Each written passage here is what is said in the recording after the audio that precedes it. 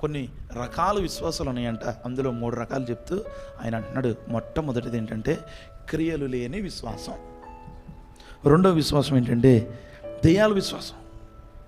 చదువు 19 చదువు మూలవాక్యంలో, దేవుడు ఒక్కడే అని నీవు నమ్ముచున్నావు, అలాగూ నమ్ముట మంచిదే, దెయ్యములను నమ్మి కూడా వణుకుతున్నాయి. చూసారు, ఈ మాట దగ్గర మనం ఆగాలి. కొంతమంది దేవుడికి భయపడరు కానీ దెయ్యాలకు భయపడతారు. విచిత్రం. దేవుడికి భయపడం, దెయ్యాలంటే వణికిపోతాం. ఆ దెయ్యాలు సైతము కూడా దేవుడు అంటే భయపడుతున్నాయి. దేవుడు ఒక్కడే మంచిదే, దేవుడు ఒక్కడే నన్ను నమ్మావు, యేసు రక్షకుడు నమ్మావు, మందిరానికి వస్తున్నావు, ఆరాధన చేస్తున్నావు, నమ్ముతున్నావు, మంచిదే. దెయ్యాలు కూడా నమ్ముతున్నాయి. నమ్మకం కాదు ఇక్కడ కావాల్సింది, క్రియలు కలిగిన విశ్వాసం. నమ్మకం ఎవరైనా నమ్ముతారు, దెయ్యాలు కూడా నమ్మారు. నువ్వేం నమ్మేది? ఆ మాట నాకు ఎంత ఆశ్చర్యం వేసిందో.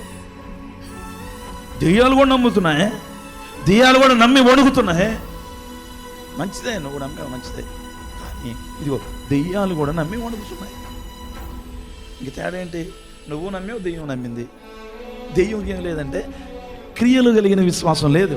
దానికి ఉందా? లేదు. ఒకవేళ క్రియలు లేని విశ్వాసం మనలో ఉంటే దెయ్యం విశ్వాసం మనది. దేవుడు ఒక్కడే అని నీవు నమ్ముచున్నావు, అలాగూ నమ్మటం మంచిదే, దెయ్యములు నమ్మి వణుకుచున్నాయి. చూసావా మాట బలి రాసినాక? దేవుడు ఒక్కడే అని నమ్మావు, ఆదివారం ఆరోగ్యం వస్తున్నావు, శుద్ధీకరణ కోడికి వస్తున్నావు, కుటుంబ ఆశీర్వాద కోడికి వస్తున్నావు, అన్నిటికీ వస్తున్నావు, మంచిదే. దెయ్యాలు కూడా నమ్మి వణుకుతున్నాయి. వాళ్ళకే మనకి తేడా ఏంటో తెలుసా? దెయ్యానికి విశ్వాసం, క్రియలు దానికి లేవు. మరి ఈరోజు మనకుందా క్రియలు కలిగిన విశ్వాసం?